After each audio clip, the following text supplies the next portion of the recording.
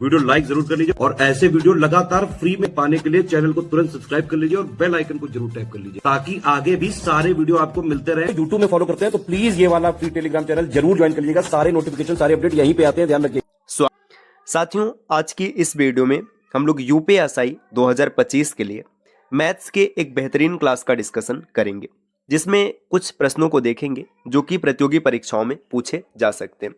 तो चलिए साथियों, शुरू करते हैं आज के इस इंटरेस्टिंग क्लास को। इससे पहले आप वीडियो को लाइक जरूर कर दीजिएगा और चैनल पर अगर पहली बार विजिट किए तो सब्सक्राइब करना ना भूलेगा। साथियों, अगर आपको यूपीएसआई 2025 की कंप्लीट प्रिपरेशन करनी है तो आप प्ले स्टोर से ज्ञान सर एजुकेशन एप्लीकेशन इंस्टॉल करके कोर्स ज्वाइन कर सकते हैं, या फिर नीचे स्क्रीन पर जो नंबर दिख रहे हैं आप इनमें से किसी भी नंबर पर कॉल या व्हाट्सएप करके भी कोर्स की जानकारी ले सकते हैं। चलिए अब बढ़ते हैं आगे अपने प्रश्नों पर। यहाँ पर पहला प्रश्न दिया गया कि एक स्मार्ट टीवी को 1,55,000 में खरीदा गया। इसके अंकित मूल्य में 35% की वृद्धि की गई। यह अंकित मूल्य पर 20% की छूट देकर के बेचा गया। तो स्मार्ट टीवी का लाभ प्रतिशत क्या था? देखिए, ऐसे प्रश्नों में ना कितने का खरीदा गया इसका कोई मतलब ही नहीं होता है, इसको छोड़ दीजिए। 1,55,000 फालतू डेट है। जब सामान खरीदा गया तो मान लीजिएगा कि 100% पे खरीदा गया होगा, मतलब 100 रुपये मान लीजिए, परसेंट ही मान लीजिए, कोई दिक्कत नहीं है। देखिए, सामान कितने का खरीदा गया? 100 रुपये का। अब इसके बाद क्या गया कि 35% की वृद्धि करके छाप दिया गया। 35% मतलब 135 रुपये का सामान दिखा दिया गया कि 135 रुपये का सामान है। अब फिर बेचते समय ना 20% का डिस्काउंट दिया गया, तो 20% का आप क्या करेंगे? डिस्काउंट करेंगे। जैसे डिस्काउंट करेंगे तो 135 का 20% जो होता है ये 27 रुपये होता है। 135 आपने ग्राहक को बताया कि 135 का सामान है, 27 आपने छोड़ दिया, तो आपने कितने का बेच दिया? 108 रुपये का। देखिए, सामान 100 रुपये का लाया गया, उस पर 35% बढ़ा के टैक्स चिपका दिया गया कि 135 का सामान है। बेचते समय 27 रुपये का छूट दिखा दिया गया, फिर भी 100 रुपये का सामान आपने 108 रुपये में बेच दिया, तो कितने का लाभ आपने किया? 8 रुपये का, या फिर 8% कह लीजिए। तो ऑप्शन डी इस प्रश्न का उत्तर हो जाएगा। तो कुछ प्रश्न ऐसे भी होते हैं जिनमें कुछ डेटा का कोई मतलब ही नहीं होता है, वो खाली आपको भ्रम में डालने के लिए दिया रहता है। अगर आपके कॉन्सेप्ट क्लियर है तो ऐसे प्रश्नों में आप नहीं फंसेंगे। 108 रुपये में बेचा गया मतलब 8% का लाभ है, आसानी से आपने इसको टिक कर लिया। अगले प्रश्न पर आते हैं। यहाँ पर दिया गया 7 वर्षों के लिए 27% प्रति वर्ष की दर से 21,950 रुपये पर साधारण ब्याज के तहत मिश्र धन ज्ञात कीजिए। देखिए, ये बताया जा रहा है कि 7 वर्षों के लिए 27% का ब्याज दर है प्रति वर्ष और 21,950 रुपये आपने दिया हुआ है, तो कितना मिश्र धन बनेगा ये बताना है। देखिए, 21,950 रुपये दिया गया, ठीक है, 27% ब्याज दर है और कितने वर्षों के लिए दिया गया? 7 वर्षों के लिए दिया गया, ठीक। तो 7 से मल्टीप्लाई कर लीजिएगा। 7 सते 49, 4 हासिल है, 7 दूना 14 और 4 18, 189। ये चीज़ों को मैं डायरेक्ट भी लिख सकता था, ये समझाने के लिए ऐसे लिखा गया। तो इतना तो आपको ब्याज मिल गया। देखिए, अब क्या होगा? 100 आपका वास्तविक मूल्य रहा होगा, 100%, ठीक है, और 189 यहाँ पर ब्याज मिल गया। तो जो ओवरऑल आपका पूरा पैसा हो जाएगा कितना हो जाएगा? 289 हो जाएगा, ठीक। 100 रुपए की वैल्यू है 21,950। देखिए, 100 रुपए की वैल्यू कितनी है? 21,950 रुपए है। तो 1 रुपए की वैल्यू यहाँ पे 100 से भाग करना पड़ेगा और आपको मिश्र धन पूछा है, मतलब 289 की वैल्यू आपको बतानी पड़ेगी, ठीक।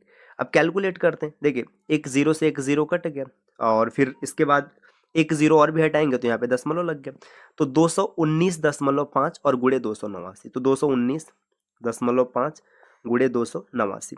बस ये कैलकुलेशन करना है, कैलकुलेशन करेंगे आपको फाइनल आंसर मिल जाएगा। तो इसका सही उत्तर क्या होगा आप कैलकुलेट कर लीजिएगा और कमेंट जरूर कीजिएगा।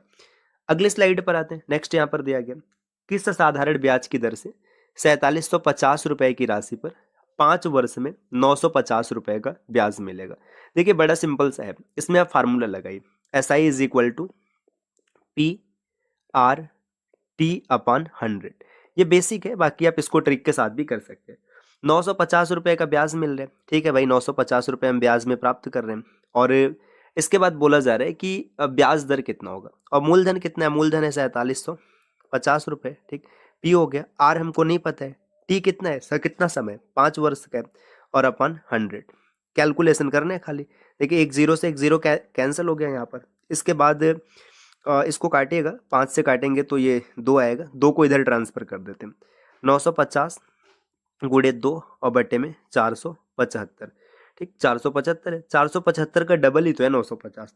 इसको काटेंगे यहाँ से तो ये 2 आएगा, 2 दूना 4, 4% का ब्याज रहेगा, तो ऑप्शन सी इस प्रश्न का उत्तर हो जाएगा। तो 4% का ब्याज लगाएंगे तो ये सिचुएशन पॉसिबल है। बाकी इस चीज़ को आप डायरेक्टली भी मतलब कंपैरिजन करके निकाल सकते थे, तो वो तरीका हम लोग आगे क्लास में सीखेंगे। कंपैरिजन का मतलब जैसे ये देखिए, अगर इसको 100% मानेंगे तो ये 20% आ रहा है। 20% कैसे आ रहा है, क्योंकि इसका 5 गुना है, तो 5 समय है, 5 में 4 का गुणा कराएंगे तो 5 का 20। डायरेक्ट भी ये देखा जा सकता था, आवश्यक नहीं है कि आप इतना कैलकुलेशन कीजिए। अगले प्रश्न पर आते हैं। ब्याज की गणना वार्षिक चक्रवृद्धि आधार पर करते हुए प्रतिवर्ष 30% ब्याज पर उधार ली गई 17,500 की राशि 29,550 प्राप्त करने में कितने वर्ष लगेंगे। यहाँ पर जो ब्याज है ना, ये चक्रवृद्धि बेसिस पे कैलकुलेट किया जा रहा है। तो यहाँ पे अभी बेसिक तरीके से अगर आपको कैलकुलेट करना है तो चक्रवृद्धि ब्याज का फार्मूला आप लगा सकते हैं, और नहीं तो इसके अलावा आप चीज़ों को कैलकुलेट करके देख सकते हैं कि 17,500 रुपये आपका मूलधन है, और यहाँ पे जो आपको ब्याज मिला है चक्रवृद्धि, इसमें से 17,500 माइनस कर दीजिएगा, तो देखिए 75 यहाँ पर आ गया, और इसके बाद 0, और ये 12,075 रुपये आपको ब्याज मिला है। 30% के दर से देखना है तो कितने समय में आ जाएगा, कंपैरिजन करके भी आप चीज़ों को निकाल सकते हैं। देखिए 17,500 और इसके बाद यहाँ पर ये कितना है 29,575, तो चीज़ों को काट कर भी चेक किया जा सकता है, तो इसको आप आसानी से कर सकते हैं। ठीक, चलिए अगले स्लाइड पर आते हैं। स्लाइड नंबर 5 यहाँ पर है। किसी राशि में साधारण ब्याज की दर पर 4 वर्ष में 60% की वृद्धि हो गई है ना, तो ब्याज दर समान ब्याज दर से 2 वर्ष में 49,500 का चक्रवृद्धि ब्याज कितना होगा। देखिए साधारण ब्याज की दर से 4 वर्ष में 60% की वृद्धि हो गई। अब सीधी सी बात है, देखिए 4 वर्ष में अगर 60% की वृद्धि हो रही तो 1 वर्ष में कितने परसेंट की होगी, 15% की होगी। मतलब जो ब्याज दर है ये 15% है। ठीक, तो समान ब्याज दर है, देखिए 49,500 रुपये है, 15% का दर लग रहा है, और 2 वर्ष में आपको चक्रवृद्धि ब्याज बताना है। तो अब इसमें आप इसको चाहे बेसिक तरीके से कैलकुलेट कर लीजिए, चाहे भिन्नात्मक मान निकाल लीजिए, जैसे आपको करना है। देखिए 15% की बात करेंगे तो 15% का भिन्नात्मक मान होता है 3/20, मतलब 20 रुपये आपकी सामान्य राशि है, और यहाँ पर 3 रुपये ब्याज के तौर पे मिल रहा है, तो 23 रुपये ये हो जाएगा। देखिए 20 में 400 रुपये जो है ये कन्वर्ट हो जाएगा 529 में, तो 400 कन्वर्ट हो जाएगा 529 में। 400 की वैल्यू यहाँ पे कितना दिया है, ये दिया हुआ है 49,500। देखिए 49,500 बटे 400, 2 जीरो से 2 जीरो कट गया, और यहाँ पे देखेंगे तो आपको वैल्यू मिल गया, जो 1 की वैल्यू मिलेगा ये यहाँ पे हो जाएगा 4 1 का 4, 4 दूना 8, 4 1 का 4, 121.25, ये 1 का मान आ गया। 1 का मान 121.25 है, और ब्याज कितना मिला 129 रुपये, तो 129 से मल्टीप्लाई करना है, तो 121.25 में 129 से मल्टीप्लाई करेंगे तो आपको फाइनल आंसर मिलेगा। यहाँ पे हम लोग करके चेक कर लेते हैं। देखिए डायरेक्ट भी किया जा सकता है, लेकिन मैं इसको बेसिक से ही कर रहा हूँ। 121.25 और गुड़े 129 मल्टीप्लाई करना है। पहले 9 से मल्टीप्लाई करेंगे तो 25 9 225, तो यहाँ पर 25 लिख लिया गया और 2 हासिल है। ठीक, इसके बाद या फिर एक एक करके ही कैलकुलेट करते रुके। देखिए 9 5 45, 4 हासिल है, 9 दूना 18 4 22, 2 हासिल है, 9 1 का 9 2 11, 1 हासिल है, 9 दूना 18 1 19 है ना, फिर से 1 हासिल है, 9 1 का 9 1 10। ये जानबूझ के ऐसे किया जा रहा है, बाकी एग्जाम में तो हम लोग ट्रिक के साथ चीज़ों को उड़ाएंगे। अभी पहली दूसरी क्लास है, इसीलिए इसको स्लो मोशन में कर रहे हैं। देखिए 25 दूना 50, या डायरेक्ट 5 दूना 10, 1 हासिल है, 2 दूना 4 1 5, 2 1 का 2, और 12 दूना 24। ठीक, कितना हो गया, और नेक्स्ट फिर 2 छोड़ दिया गया। देखिए 5 के बाद यहाँ पे कितना आ गया, 5 के बाद अगर आप देखेंगे तो यहाँ पर आएगा 2 और 1, फिर 2 और 1 है ना, तो कैलकुलेट कीजिएगा, इसके बाद जो आंसर आएगा वही यहाँ पे बनेगा, तो ये आप चेक कर सकते हैं। ठीक, नेक्स्ट अगले स्लाइड पर आते हैं। स्लाइड नंबर नेक्स्ट दिया।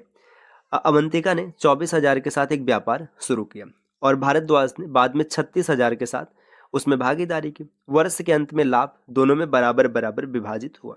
तो भारद्वाज कितने समय बाद जुड़ा। देखिए पार्टनरशिप में क्या होता है, जितना आपका इन्वेस्टमेंट होगा उतना ही आपको प्रॉफिट मिलेगा, और जब भी प्रश्नों में समय नहीं दिया होता तो समय हमेशा 1 वर्ष मान के चलते हैं। देखिए अवंतिका ने, यहाँ पे अवंतिका है और यहाँ पे भारद्वाज है। अवंतिका ने 24,000 रुपये का इन्वेस्टमेंट किया, ये शुरू से आ रही थी, 12 महीने तक इन्वेस्टमेंट कर रही है। ठीक, भारद्वाज 36,000 का इन्वेस्टमेंट कर रहे हैं। अब ये एक्स महीने के लिए कर रहे हैं, इसका समय नहीं पता है, एक्स महीने के लिए कर रहे हैं। और अंतिम में क्या हो रहा है कि दोनों का जो प्रॉफिट है बराबर बराबर, मतलब अगर एक इसको मिला तो एक इसको भी मिला। ठीक, अब कैलकुलेट कर लेते हैं। 12 तिया 36 और 8 त्रिक 24। तो देखिए यहाँ पे इसने ना इसको काटेंगे तो 12 तिया ये 3 आ गया और ये 8 आ गया, तो एक्स की वैल्यू 8 आ रहा है। मतलब जो भारद्वाज है 8 महीने तक इसने इन्वेस्ट किया है। तो कितने महीने बाद स्टार्ट किया था? टोटल 12 महीने का व्यापार है, 8 महीने इन्वेस्ट किया, मतलब 4 महीने के बाद जुड़ा था। तो ऑप्शन ए इस प्रश्न का उत्तर बनेगा। अगले स्लाइड पर आते हैं, स्लाइड नंबर 7 यहाँ पर दिया गया। 5 क्रमागत महीनों में एक पंसारी 6535, 7027, 6955, 7330 और 6362 की बिक्री करता है। 6600 की औसत बिक्री प्राप्त करने के लिए उसे अंतिम महीने में कितने की बिक्री करनी पड़ेगी? देखिए यहाँ पे 6600 की औसत बिक्री होनी चाहिए, तो अंतिम में कितना बेचेगा कि इस रेंज को प्राप्त कर लेगा? तो इसमें सीधी सी बात है, या तो आप सबको जोड़ के कीजिए या 6600 को बेस बना करके प्लस माइनस में आप चेक कर सकते हैं क्या सिचुएशन बनेगा। देखिए अगर आप यहाँ पर देखेंगे तो ये 75 कम है ना, 65 कम है। पहले महीने में -65 है ना, -65 करता तो 66 आ जाता। दूसरे महीने में अगर आप देखेंगे तो ये 427 ज़्यादा है, तो यहाँ पे 427 ज़्यादा है इसका, है ना। तीसरे महीने में आप देखेंगे तो यहाँ पे 355 ज़्यादा है ना। अच्छा, जहाँ ज़्यादा होता है उसे कम करना होता है और जो कम होता है उसे ज़्यादा करना होता है, तो डायरेक्ट मैं उसी मोड में लिख रहा हूँ जिसको कैलकुलेट करना है। जैसे देखिए यहाँ पर अगर 6600 का व्यापार प्राप्त करना है तो इसमें इसे 65 ज़्यादा होना पड़ेगा, तभी तो 6600 आएगा। तो 65 ज़्यादा होना पड़ेगा, तो प्लस 65 लिखते हैं। ठीक, यहाँ पर इसको ना 427 कम होना पड़ेगा, तो 427 लिख रहे हैं। यहाँ पर इसको 355 कम होना चाहिए, तो 355 लिखा जा रहा है माइनस में। इसमें अगर आप देखेंगे तो माइनस 730 होना चाहिए, 730 माइनस में लिख दे रहे हैं। इसमें अगर आप देखेंगे तो ये प्लस होना चाहिए। कितना प्लस होना चाहिए? 28 अगर और जो 38 और जोड़ेंगे तो ये 64 हो जाएगा, मतलब 238 प्लस में होना चाहिए। तो ये सिचुएशन को सेटिस्फाइड करेगा, तो अंतिम में 66 आ जाएगा। देखिए 5 और 8 13, ठीक, 3 हो गया, 7 5 12 और यहाँ पर 2 हो गया। तो अगर आप देखेंगे तो यहाँ पे कितना आ रहा है कि ये इसका मतलब 3 प्लस में है और 2 माइनस में है। अच्छा, ये जो माइनस वाली वैल्यू ये बड़ी है, तो आप इसको जब कैलकुलेट करेंगे तो ऑप्शन सी इस प्रश्न का उत्तर बनेगा। चलिए अगले प्रश्न पर आते हैं। नेक्स्ट यहाँ पर दिया गया कि 5 यदि 55 60 और 65 छात्रों की 3 कक्षाओं का औसत अंक क्रमशः 55 65 और 60 और इतना है, तो सभी छात्रों का औसत अंक ज्ञात कीजिए। तो इसमें क्या करना है, इसका मल्टीप्लाई होगा, इसका और इसका, और फिर अंतिम में क्या करेंगे, तीनों को कैलकुलेट कर लेंगे। तो इस प्रश्न को भी आप आसानी से ट्राई कर सकते हैं। अभी स्टार्टिंग है, हम लोगों ने कॉन्सेप्ट नहीं सीखा है, तो इसलिए प्रश्न आपके ऊपर ज़्यादातर छोड़े जा रहे हैं। इसके बाद अब हम लोग जब क्लास शुरू करेंगे ना, तो फिर एक एक कॉन्सेप्ट के साथ चीज़ों को आगे बढ़ाएंगे, तो प्रत्येक कॉन्सेप्ट आपको पता रहेंगे तो आप आसानी से हल कर पाएंगे। और तो अगले स्लाइड पर आते हैं दोस्तों। देखिए अगर आपने लेखपाल एग्जाम को टारगेट किया है तो ज्ञान सर एजुकेशन एप्लीकेशन से ये सीरीज आपको जरूर फॉलो करना चाहिए। अतिरिक्त जानकारी के लिए नीचे स्क्रीन पर दिख रहे किसी भी नंबर पर आप कॉल या व्हाट्सएप कर जानकारी ले सकते हैं। मिलते हैं आपसे नेक्स्ट वीडियो में, तब तक के लिए नमस्कार।